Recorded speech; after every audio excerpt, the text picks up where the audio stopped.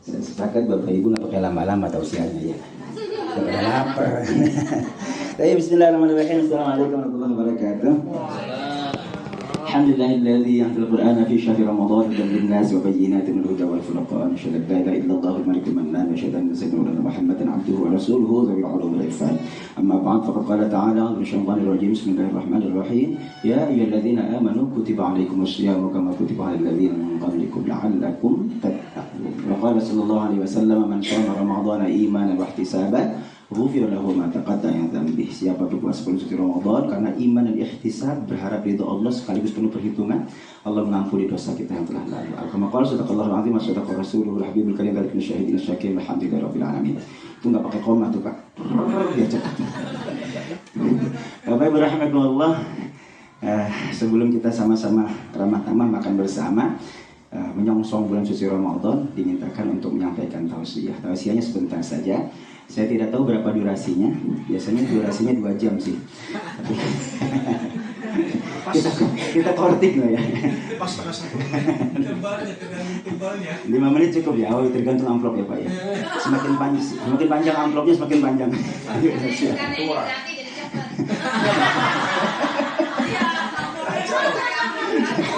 Itu ibu koperasi.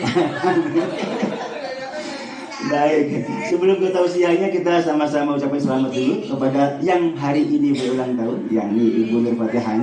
Alhamdulillah. Mabruk alfa mabruk alaiki mabruk mabruk alfa mabruk ya mu'min mabruk. Selamat ulang tahun, semoga panjang umur. Selamat ulang tahun, semoga tambah makmur, amin. Mohon maaf bukan tambah subur ya, tambah makmur. Ya, kepada semua kepada Ibu Hani yang hari ini ulang tahun dan semua kita yang hari ini tahun ini ulang tahun. Amin. Biar kebagian semua, Bu. Berikutnya yang kedua, terima kasih apresiasi kepada yang sudah menyiapkan segala hal ini yang akan kita nyambut bersama. Moga-moga tambah keberkahannya, diganti Allah Subhanahu wa taala dengan ganti yang lebih baik. Amin. Saya sendiri gagal jadinya karena semalam ternyata kosong, barangnya nggak ada. Siapin duku, ternyata dukunya udah nggak ada. Udah nggak sempat lagi. Baik, Bapak alhamdulillah, tidak panjang. Namanya tarhib dari kata rahaba yurahibu tarhiban. Bahasa Arab nggak boleh sembarangan makhrajnya, karena rohaba pakai ha beda dengan rohaba. Kalau rohaba artinya adalah apa Pak? Ada yang ketiga adalah rohba. Iya. Ada namanya targhib wa tarhib. Targhib itu malah mendorong, mengajak. Tarhib itu wanti-wanti. Kalau rohaba pakai ha beda lagi. Ini makhrajnya harus benar, Bu. Rahaba dari kata rahaba yurahibu tarhib, dari kata ini kalau kata marhaban. Biasanya diikuti dengan ahlan wa sahlan. Marhaban itu adalah ungkapan selamat datang. Welcome. Bahasa Arab, bahasa Inggrisnya welcome, bahasa Indonesianya keset. Bahasa Inggris keset. Artinya adalah ucapan ungkapan selamat datang. Biasanya diikuti dengan ahlan wa sahlan. Ahlan itu artinya adalah ahli. Apa itu, Bu? Keluarga. Sahlan artinya mudah. Jadi kalau kita sambut orang, marhaban selamat datang. Ahlan engkau adalah keluarga.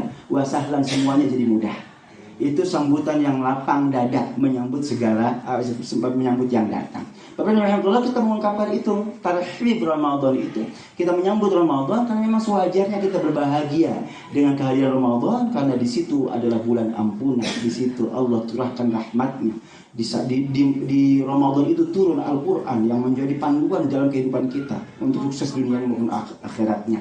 Tentu kita bersyukur dan patut kemudian menyambutnya dengan sebaik-baiknya. Semua amal dilipat gandakan pahala kebaikannya dan seterusnya. Baik, Bapak alhamdulillah, walaupun catatan satu, background saya pertamanya adalah tafsir hadis. Saya paham betul bahwa ada hadis yang sering dikutip oleh para ulama, para mubaligh.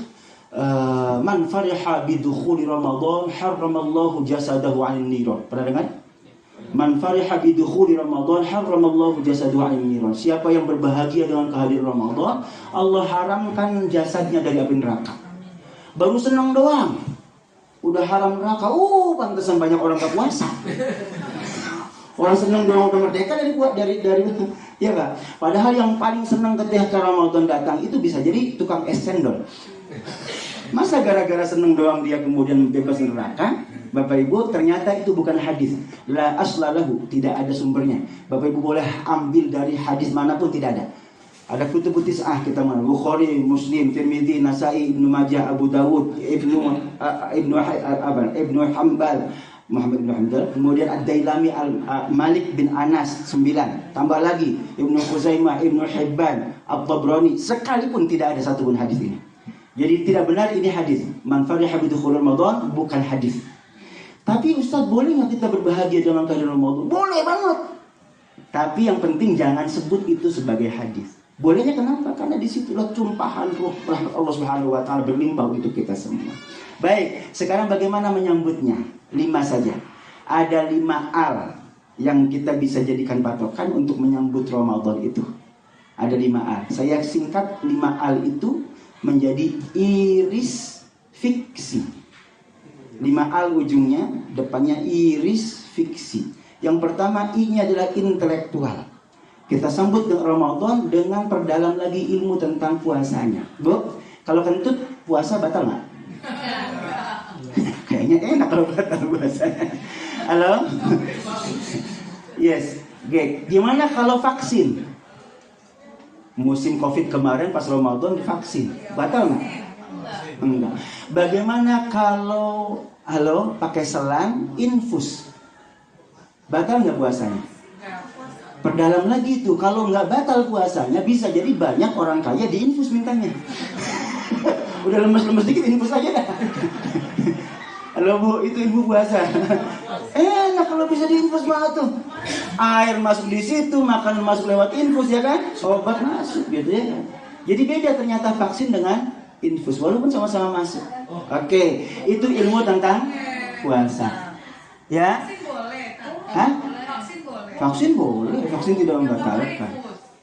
Infus beda, karena infus itu memasukkan makanan, minuman melalui jalur infus. Beda ya? Yes, betul. Yang pasti kentut tidak membatalkan puasa. Oke, itu I, intelektual. Ya, bagian yang pertama tambahkan, ayo pelajari lagi tentang puasanya. Termasuk yang batalin puasa ibu-ibu nih terutama. Halo Bu, hai. Katanya kalau keluar darah batal puasanya gitu. Zaman kecil dulu saya ditakut-takutin. Jangan nangis, batal puasanya. Nangis batal puasa. Ya kan? Mainnya jangan sampai jatuh, nanti keluar darah batal puasanya. Apakah iya kalau kita lecet dikit kebetulan keluar darah batal puasanya? Nah, itu spesial ibu-ibu tuh. Keluar darah yang ono, bukan yang sembarang. Baik, itu intelektual. Al yang pertama. Yang kedua adalah tadi iris ya Bu ya. Yang kedua adalah ri-nya apa tuh? Ritual. Bapak Ibu kalau kita amati rundown-nya dari mulai Isra Mi'raj, yakni pada bulan Rajab, kemudian Sya'ban, menuntun kita untuk semakin dekat, melatih kita untuk mempersiapkan diri menjelang Ramadan. Apa itu ritualnya? Isra Mi'raj dapat oleh-olehnya sholat, perbaiki sholatnya. Gitu ya, tepat pada waktunya, berjamaah di masjidnya bersama dengan imamnya dan seterusnya. Bukan hanya sekadar melaksanakan sholatnya, tapi juga memahami isi kandungan dan pesan sholatnya. Itu di saat Rajab. Di bulan Sya'ban apa Bu? Yang dicontoh pada Nabi bulan Sya'ban. Puasa. Sya'ban belum ada tarawih. Sya'ban itu puasa.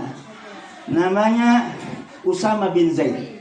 Pernah bertanya kepada Nabi, ya Rasul, kenapa engkau sangat senang puasa bulan Sya'ban? Bahkan istrinya sendiri, Aisyah, pernah nanya kepada baginda Rasul, ya Rasul, aku gak pernah lihat engkau berbuka di bulan Sya'ban ini. Kenapa? Nabi kemudian menyatakan, dzalika syahrun yaghfuluhun nas. Bulan Sya'ban, sekarang masih bulan Sya'ban, adalah bulan yang sering dilalaikan, dilupakan oleh orang. Kenapa? Karena baina Rajab wa Ramadan, karena diapit 2 bulan istimewa, yang di bulan Rajab dan bulan Ramadan. Gitu. Rajabnya istimewa, Ramadannya istimewa, Sya'bannya terlalaikan. Padahal kata Nabi, turfa'u fihi a'malul ibadi ila rabbil alamin. Pada bulan Sya'ban ini Allah menerima rapot kita semua. Jadi Bapak Ibu, kalau pimpinan kita laporan tahunannya itu akhir tahun Desember, banyak dinas akhir tahun Desember begitu. Lapor kita di hadapan Allah Subhanahu wa taala pada bulan Sya'ban. Nabi tidak menyebutkan tanggalnya, minggunya, atau berapa puluh hari pertama atau kedua atau ketiganya, tidak. Tapi yang pasti bulan Sya'ban. Lalu kata Nabi, wa ana uhib ayyurfa 'amali wa ana sha'im. Saya hafalin Bu, karena memang ini menjadi bagian dari kerjaan.